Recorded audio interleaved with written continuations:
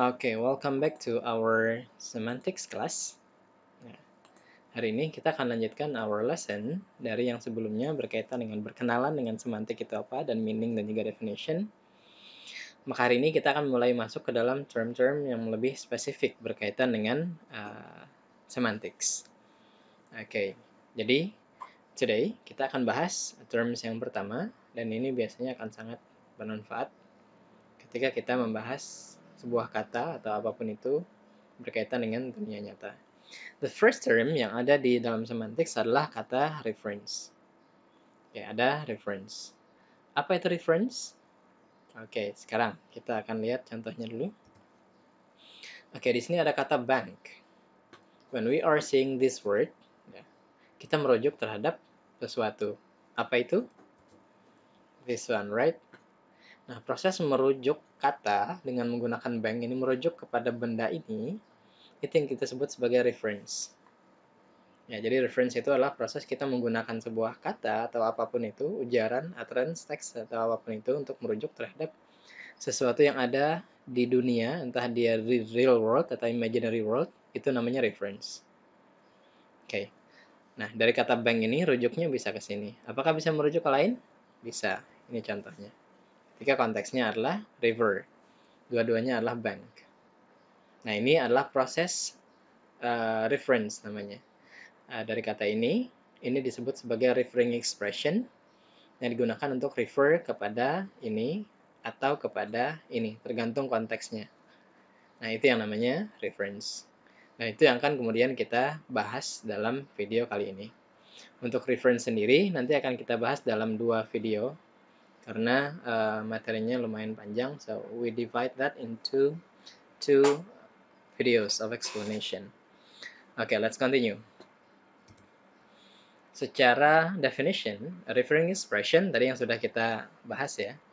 Dalam reference ada yang namanya referring expression. Apa itu? Is an expression used in an utterance to refer to something or someone. Jadi adalah expression yang kita gunakan dalam sebuah utterance to refer untuk merujuk pada something, bisa selain manusia, or someone. Or a clearly delimited collection of things or people. An example used with a particular referent in mind. Ya. Jadi referring expression itu adalah bisa expression, bisa berupa kata, bisa berupa gambar atau apapun itu yang kita gunakan dalam ujaran kita yang merujuk kepada sesuatu atau seseorang. Jadi seperti yang di depan tadi, ada kata bank. Kata bank itu sendiri itu disebut sebagai referring expression. Contoh lain, di sini ada kata the name Fred in an utterance such as Fred hit me. Ya, jadi ada nama Fred dalam ujaran Fred memukul saya, di mana pembicaranya has a particular person in mind, dia punya seseorang yang dia kenal dengan nama Fred. Maka nama Fred yang dia ucapkan itu tadi dalam kalimat Fred hit me itu adalah referring expression. Kenapa? Karena dia merujuk kepada sesuatu yang jelas, kepada seseorang yang jelas yang ada di pikiran si pembicara tadi. Berbeda dengan kata Fred, katanya sama. Ya. Tapi Fred yang ini adalah referring expression, yang di bawah ini adalah bukan referring expression. Kenapa? Karena dia masuk ke dalam kalimat there is no Fred at this address. Tidak ada yang namanya Fred di sini. Frednya tidak ada di situ, dia tidak merujuk kepada seseorang yang ada di situ. Sehingga kata Fred itu dia bukanlah referring expression karena dia tidak merujuk to something or someone. Okay, alasannya adalah because in this case, a speaker would not have a particular person in mind. Dia tidak punya rujukan atau dia tidak punya reference terkait Fred itu siapa. Berbeda dengan yang di atas, Fred hit me, berarti memang ada Frednya yang memukul dia.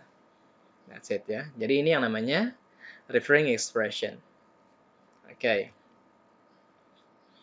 Nah, yang di bawah sini, could the following possibly be used as a referring expression? Kira-kira mana di antara sini yang bisa kita gunakan sebagai referring expression? John? Yes, mungkin bisa. My uncle? Yes, bisa. And? Tidak bisa. The girl sitting on the wall by the bus stop, ini sangat bisa. It's very clear ya. A man. Bisa. My parents. Bisa. Send. Bisa atau tidak? Oke, that is referring expression. Oke, lalu kita coba under. Oke, itu menunjukkan location ya. Jadi referring expression tadi yang merujuk itu adalah my parents, the man, the girl, my uncle, and John. Dia harus punya rujukan terhadap something or someone. Nah, selanjutnya, tadi kita sudah bicara masalah referring expression. Ketika we are talking about the referring expression, ada juga yang namanya predicate.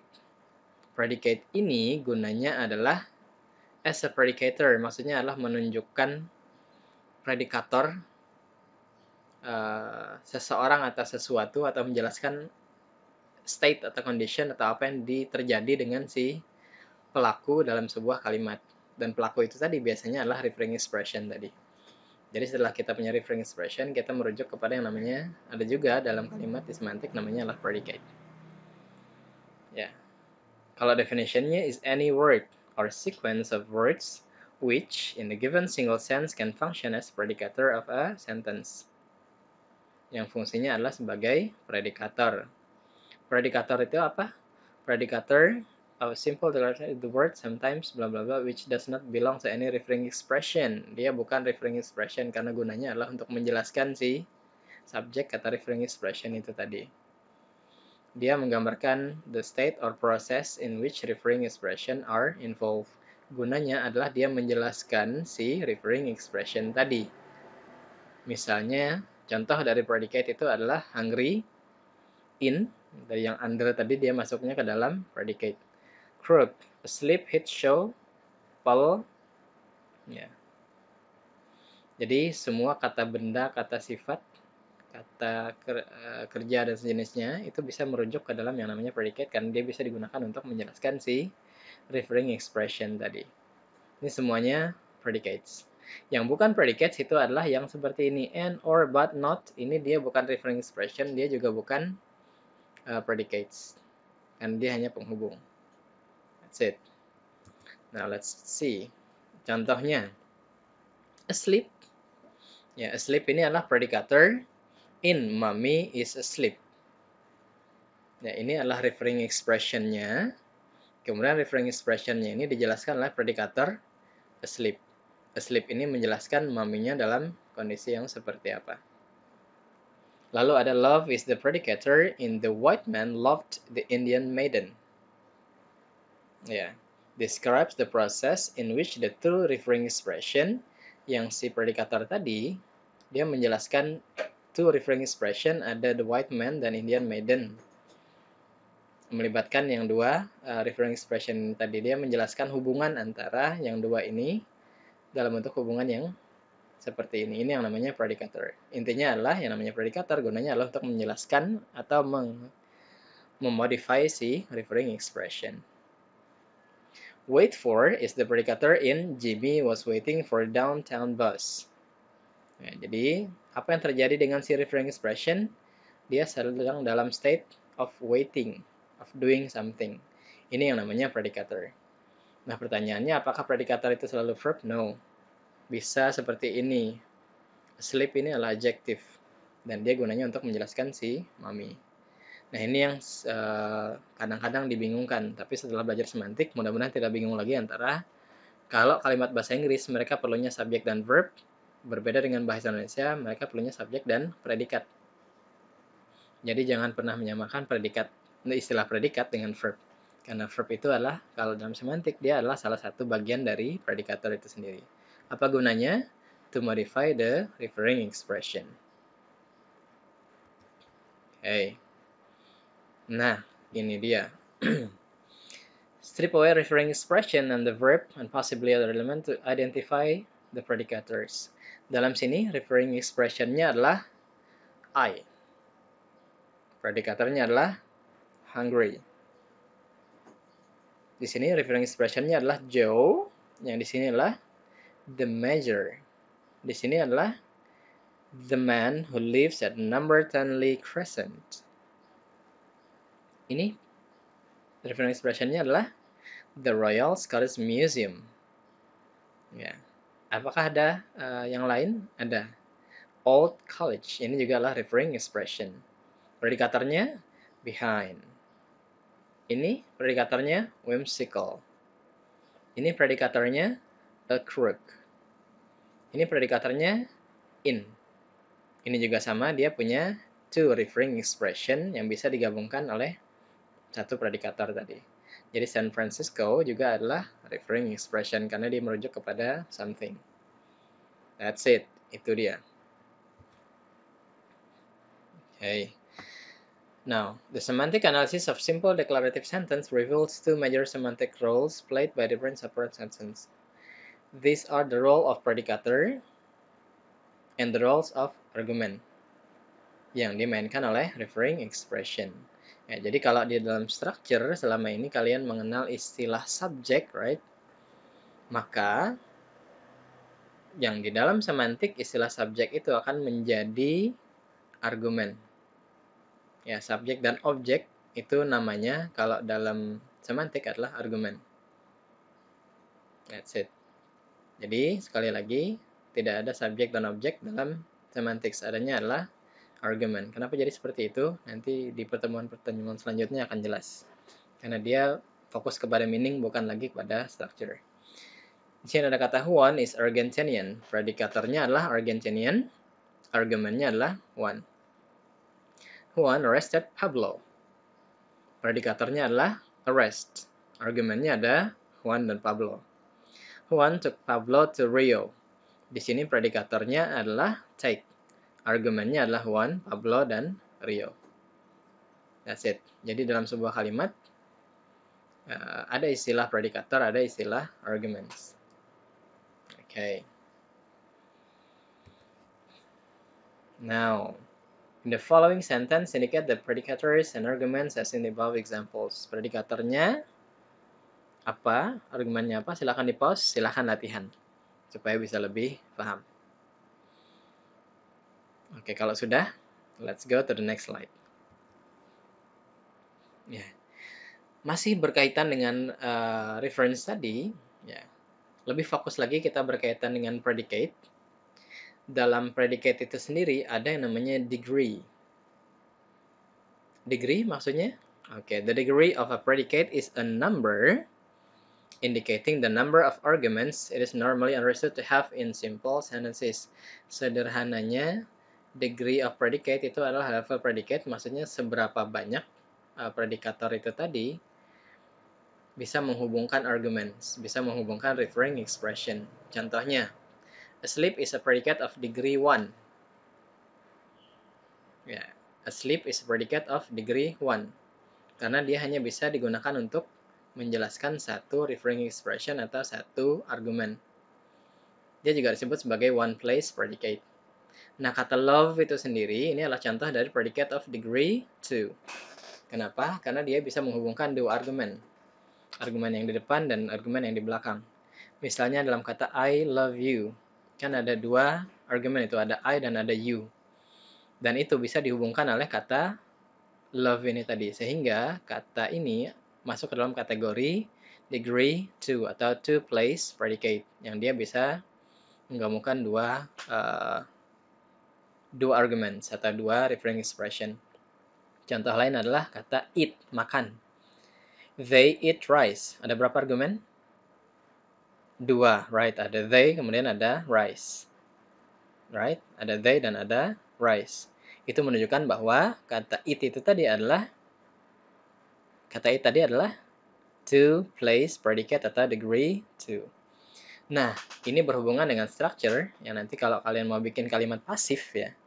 Kalimat pasif itu hanya bisa dibuat ketika kata kerjanya itu masuk ke dalam kategori two place predicate.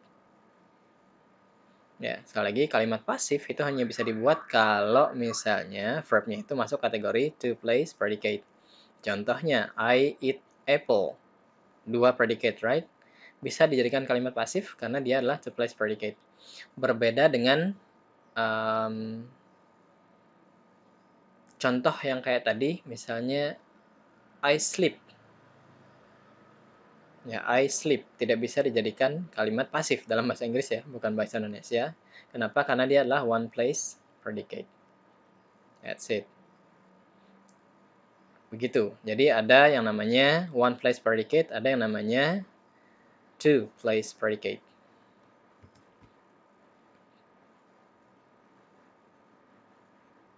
That's it. Nah, ini ada contohnya. Thornbury sneezed. Thornbury sneezed a handful of pepper. Kira-kira berterima atau tidak? Thornbury bersin. Kemudian Thornbury bersin a handful of pepper. Apa sih namanya? Bersin mengeluarkan handful of pepper. Tidak bisa berterima, right? Yang bersin yang keluar adalah something from your nose. Ini menunjukkan bahwa sneeze ini adalah one place predicate. Kenapa? Ketika dia tidak bisa mendapatkan objek, itu yang namanya, kalau di structure tidak bisa mendapatkan objek, atau kalau di semantik, dia tidak bisa mendapatkan lebih dari satu argumen, itu yang namanya one place predicate. Oke, ini ada contoh latihan lagi, silahkan di pause, kemudian you can answer this one, and then think. Apakah dia masuk kategori one place predicate, atau dia masuk ke dalam kategori two place predicate. Okay, next. Still about the verb. A verb is understood most naturally with just two arguments. One as its subject, and one as its object. Dan dua-duanya disebut sebagai arguments. Dan itu disebut sebagai two place predicate. Seperti dalam kata in Martha hit the parrot. Hit ini adalah two place predicate. Dia punya argumen. Martha sebagai subjek atau sebagai pelaku. Namanya agent. Nanti akan ada dibahas di term-term yang kita bahas dalam semantik. Ada yang namanya the parrot, yang dia katakan sebagai direct object. Secara sederhananya, verb itu adalah two place predicate. Ada beberapa kata yang masuk ke dalam three place predicate, tapi jumlahnya tidak banyak. Contohnya adalah give, memberi. Contoh kalimatnya adalah I gave her a flower. I gave her a flower.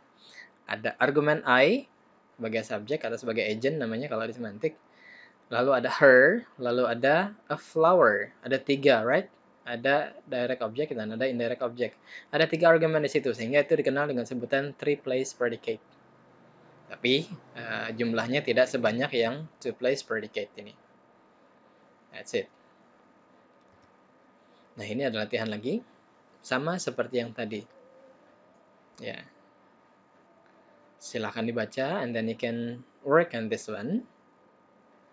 Ya, silahkan dipahami dan gunakan latihan. Ya, jadi kita ulangi. Jadi bahasan kita adalah hari ini adalah reference, itu yang pertama. Part 1. Isinya ada kata referring expression. Referring expression adalah kata atau frasa atau apapun itu yang kita gunakan untuk merujuk kepada something or someone.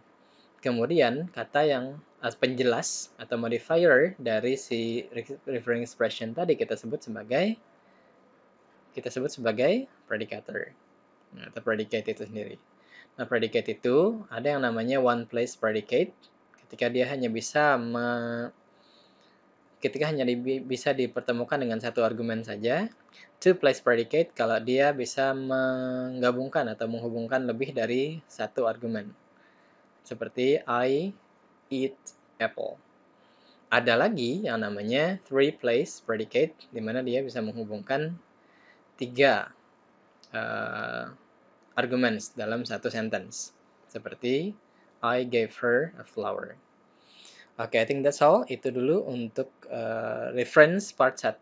Insya Allah kita akan lanjutkan pembahasan reference part 2-nya di next video. That's all. Mudah-mudahan bermanfaat untuk bagian latihannya. Silahkan di-pause videonya, and then you can answer questions and discuss with your friends. That's all for this time. Thank you for watching, and mudah-mudahan bermanfaat. Good luck.